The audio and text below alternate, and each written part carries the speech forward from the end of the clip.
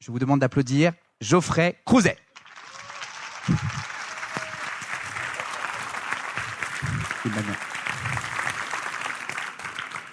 Bonjour à tous, donc je vais être honnête avec vous, je fais partie des bisous de l'équipe, donc c'est la première fois que je parle devant autant de personnes, je suis vraiment c'est vraiment très délicat. Donc moi, ce soir, je vais vous parler de temps, tout simplement. Donc le temps, c'est quoi ?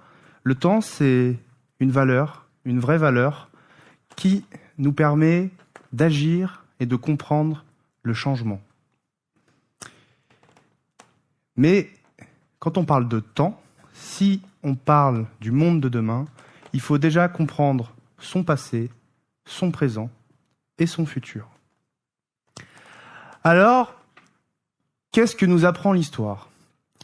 L'histoire nous apprend quelque chose de très important sur le monde que nous connaissons actuellement. Tous les 550 ans, un nouveau paradigme se crée. Le paradigme, c'est quoi ? C'est l'ensemble des structures que vous connaissez dans votre environnement, pour simplifier. Un paradigme s'annonce via 4 coupages ou ruptures. Aujourd'hui, on vit 4 ruptures majeures. La première rupture, elle est écologique. On a consommé 80% des ressources non renouvelables de la planète. Plus aucun accord n'est possible avec la planète. On est dans une phase de non-retour. La deuxième rupture est technologique. On passe d'un monde mécanique à un monde numérique. Aujourd'hui, on parle en réseau. Tous les réseaux sont concentrés dans un espace global. Mais on parle aussi de rupture philosophique. Et qu'est-ce que c'est qu'une rupture philosophique ? C'est qu'aujourd'hui, les hommes, vous commencez à comprendre que le bien-être, le bonheur, n'est pas dû à une circonstance, une conséquence, on l'appelle comme on veut, externe, mais bien à une prise de conscience interne. Et enfin, on parle de rupture économique. On passe de la consommation massive, de la possession, à la création, à l'envie de création. Mais on passe aussi à l'individu, à l'individuel, au collaboratif. Donc il ne faut pas avoir peur de ce changement de paradigme. On est dedans. Le dernier paradigme, c'était à la Renaissance, et on appelait ça la modernité. Aujourd'hui, on tourne une page de ce monde, et on est dans une nouvelle dynamique paradigmique. Alors nous, citoyens, on a plusieurs choix.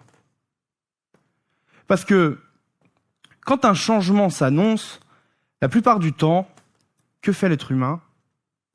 Il s'oppose à ce changement. Ou pire, quand le changement est nécessaire, l'être humain reste campé sur ses positions. Nous, en tant que citoyens, on a besoin, aujourd'hui, d'agir en faveur et d'accueillir ce nouveau paradigme. Alors moi, je ne suis pas speaker, je vais vous témoigner une expérience. Ma dernière expérience est une de mes plus belles expériences. On s'est posé la question, comment changer le monde dans lequel on vit ? Comment avoir un impact positif dans ce monde ? Et on s'est dit, quelle est la valeur la plus précieuse qu'on peut avoir sur cette planète ? Et la réponse est venue naturellement. La valeur la plus précieuse qu'on possède aujourd'hui, c'est notre temps. Ce n'est pas l'argent, ce n'est pas l'énergie, c'est notre temps. Rien ne remplace le temps. Alors on a décidé quelque chose. On a décidé d'accorder 0,42% de notre temps pour un but durable, pour des choses positives. 0,42% de notre temps, ça contribue à 3 heures de temps par mois. Alors vous savez ce qu'on a fait avec 0,42% de notre temps ? Avec 0,42% de notre temps, on a construit un supermarché. Le truc le moins glamour qui existe en France. Le supermarché. C'est une des plus belles expériences de ma vie.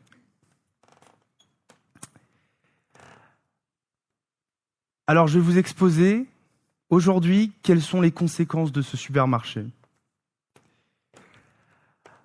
Avec 0,42% de notre temps, on s'est réunis et on a bûché sur des problématiques qu'on ne maîtrisait pas forcément. On a travaillé sur tout ce qu'on pensait être néfaste pour notre environnement. Alors on a posé ça sur papier et on s'est dit qu'est-ce qui est néfaste pour l'environnement aujourd'hui ? La pollution, les inégalités, le non-accès à l'alimentation de qualité. On était indignés de savoir qu'une mère de famille célibataire qui ne gagne pas 2 000 € par mois est incapable de se payer des produits bio au quotidien. Donc concrètement, ça veut dire quoi ? Ça veut dire que plus de 80% des gens ne peuvent pas se nourrir convenablement. Et pour moi, se nourrir convenablement, c'est pas manger des pizzas et je citerai pas la marque. C'est manger des produits de qualité. Alors on a essayé de comprendre pourquoi ces produits coûtaient aussi cher. Pourquoi ? Et là, on s'est rendu compte de plein de choses. On s'est rendu compte qu'il y avait des monopoles dans la distribution. Je pense qu'on était un petit peu trop innocents juste avant. Alors on s'est dit, qu'est-ce qu'on va pouvoir faire dans notre supermarché ? Et là, on a commencé à rêver et ça a fonctionné.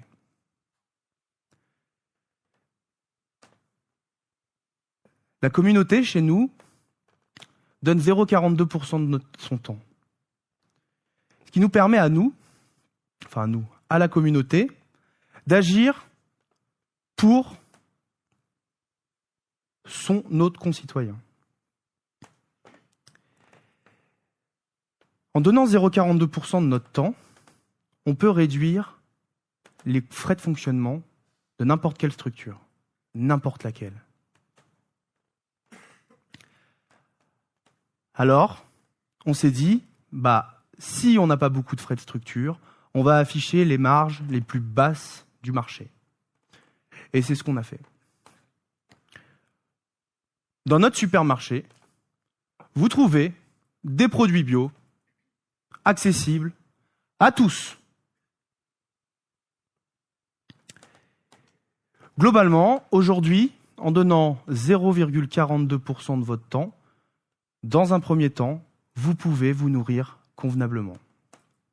Mais on s'est dit, mais en plus de ça, nous, c'est 0,42% de notre temps, donc c'est pas notre travail, c'est pas notre métier, on fait ça, on se réunit, on aime bien, et généralement on dépense plus que 0,42% de notre temps, puisque quand on se réunit, on fait la fête, on parle, on rêve, donc ça dure bien plus longtemps. Et là on s'est dit, mais qu'est-ce qu'on peut faire d'autre avec ces 0,42% ? Qu'est-ce qu'on peut faire d'autre ? Parce que même en ayant la marge la plus basse du marché, on arrive quand même à faire des bénéfices. Alors qu'est-ce qu'on va faire de ces bénéfices ?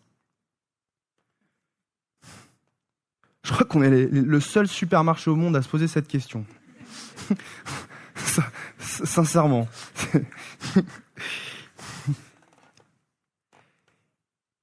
Et là, on a commencé à rêver encore, et encore, et encore. Donc on a réuni les agriculteurs. Moi, aujourd'hui, on travaille avec plus de 90 agriculteurs locaux, et on les a réunis, et on a commencé à parler avec eux, et là, ça a émergé. Et on a entendu des choses magnifiques de la bouche des agriculteurs. On parle de robotique dans l'agriculture. Hein. On parle de robotique dans l'agriculture. Mais nous, ça nous parle aussi. Donc on s'est dit, en plus de rendre accessible la nourriture biologique à tout le monde, on va pouvoir réinvestir ces bénéfices aux côtés des producteurs pour les aider à développer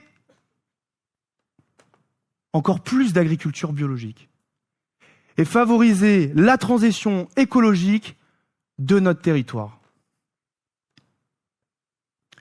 Et on a encore continué à rêver. Et on s'est dit, bon, qu'est-ce qu'on pourrait faire d'autre avec ces bénéfices ?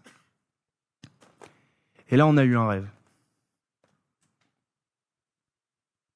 On s'est dit, si on dégageait une autre partie des bénéfices, qu'on rénovait des corps de ferme, qu'on réinsérait des personnes en extrême précarité, et qu'en plus de ça, on rachetait leur production.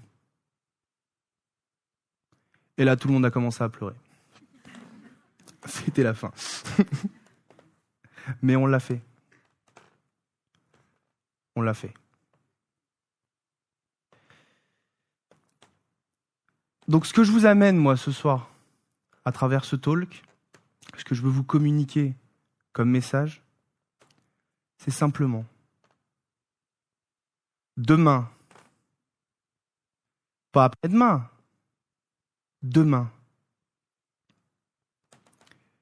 Repérez la chose qui vous tient le plus à cœur. Quelle action vous avez envie de défendre ? Aujourd'hui, les abeilles sont en péril. Des gens sont à la rue. La planète est matraquée. Vous êtes tous responsables dans cette salle. Et moi aussi. Mais ce n'est pas définitif. Alors ce que je vous demande, c'est, dès demain, accorder 0,42% à une tâche qui vous tient à cœur. Si chacun des Français capable de donner 0,42% de leur temps le donnait, chaque année, on pourrait accorder 2 milliards 160 millions d'heures en France pour des actions de développement durable. Merci à vous tous.